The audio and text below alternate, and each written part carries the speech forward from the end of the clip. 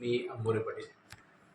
गेल्या 2-3 दिवसामध्ये नवोदय विद्यालयाच्या संदर्भामध्ये जे काही व्हॉट्सअप ग्रुप किंवा वर्तमानपत्र याच्यामध्ये काही वेगवेगळ्या चर्चा पाहायला मिळत होत्या. त्या संदर्भामध्ये आज आपण नवोदय विद्यालय या ठिकाणी आलेले आहेत.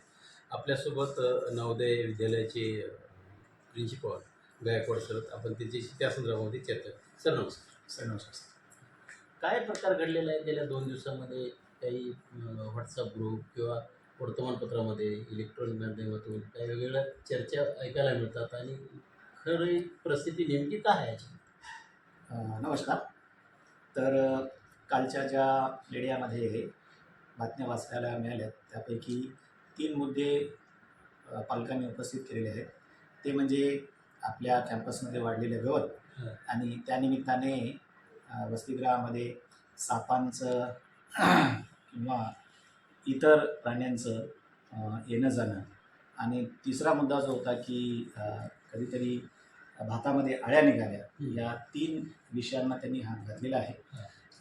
मला असं वाटतं की जे गवत कॅम्पसमध्ये वाढलेलं आहे त्या वाढलेल्या गवतावर आम्ही नियंत्रण करण्याचा प्रयत्न करत आहोत. बऱ्याचशा भागामध्ये आम्ही गवत मारण्यासाठी औषध फवारलेलं आहे आणि बराचसा भाग आता तो स्वच्छसुद्धा झालेला आहे. त्याबरोबरच मेसमध्ये भातामध्ये अळ्या निघण्याचा हा जो प्रकार आहे तो कधी घडतच नाही आणि तो जर पूर्वी कधीतरी घडलेला असेल अशा या 3-4-5 दिवसात 8 दिवसात किंवा मागच्या रविवारी जेव्हा पालकांनी कंप्लेंट केली होती त्यानंतर अत्यंत स्ट्रिक्ट शब्दामध्ये मेसमधील सर्व काम करणाऱ्यांना आम्ही सूचना दिलेल्या आहेत. त्यामुळं तसा प्रकार तो घडणं शक्य नाही यानंतर. आणि जो बाल वैज्ञानिक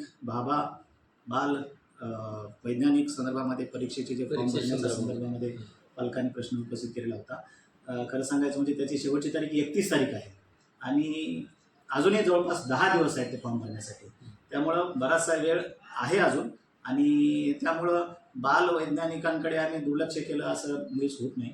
आम्हाला पालकांना या निमित्ताने सांगायचं आहे की आपण सर्वांनी या शाळेवर आणि या प्रशासनावर विश्वास ठेवावा आणि आपल्या विश्वासाला तडा जाणार नाही याची दक्षता आम्ही 100% घेऊ. दुसरा एक प्रश्न त्यांनी उपस्थित केलेला होता की साप काही बाथरूममध्ये गेले होते. काय सत्यता आहे? सर साप आता हा जो भाग आहे तो 4ही बाजूंनी शेतीने वेढलेला आहे. त्यामुळं कुठल्याही शेतातून कधीही साप येऊ शकतो असं मी मानणारच नाही की साप गेलेला नव्हता म्हणून. छोटासा साप तिथे गेलेला होता ही गोष्ट खरी आहे. पण याचा अर्थ असा नाही की आम्ही त्याच्यावर काहीच कुठलीही कारवाई घेत नाही. हॉस्टेलच्या सर्व 4ही बाजूने जिथे तिथे गवत आहे तिथे आम्ही फवारणी केलेली आहे आणि स्वच्छता राखण्याचा अत्यंत आटोकाट प्रयत्न करत आहोत.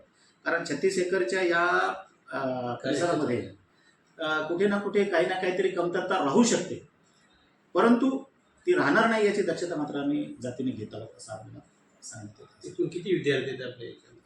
आपल्याकडे ॲज ऑन टुडे सर 454 विद्यार्थी आहेत सर. सर्व शिक्षक जवळपास TGT PGTs ऑफिसमधील मेस वर्कर्स आणि बाकीचे नॉन टीचिंग म्हणून जवळपास 40 स्टाफ आहे आणि सफिशियंट स्टाफ आहे. आणि आमच्या लेवलवर 100% आम्ही असे प्रयत्न करतो की विद्यार्थ्यांना चांगलं जेवण आणि चांगले शिक्षण मिळेलच याची शाश्वती देतो आहे. थोडा आम्हाला विश्वास आहे आणि त्याच पद्धतीने प्रत्येकजण कार्यरतसुद्धा आहे.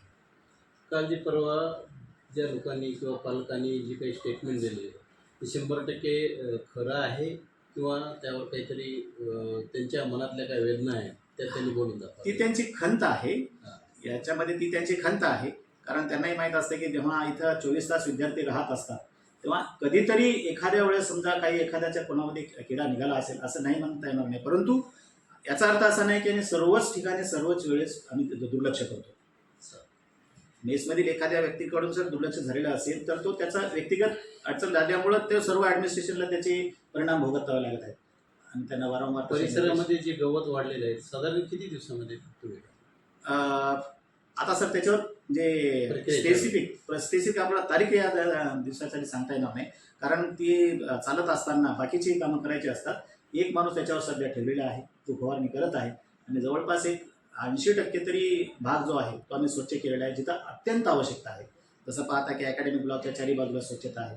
मुलींच्या आणि मुलांच्या वसतिगृहाच्या 4ही बाजूला आम्ही एक 10-10 फूट गवत काढलेलं आहे. त्यांचं ग्राउंड स्वच्छ केलेलं आहे. अशा पद्धतीनं अत्यंत जिथे वर्दळ आहे विद्यार्थ्यांची स्टाफची सर्वांची जाणे येण्याची तिथे ती स्वच्छता करून घेतलेली आहे. ठीक आहे. नमस्कार.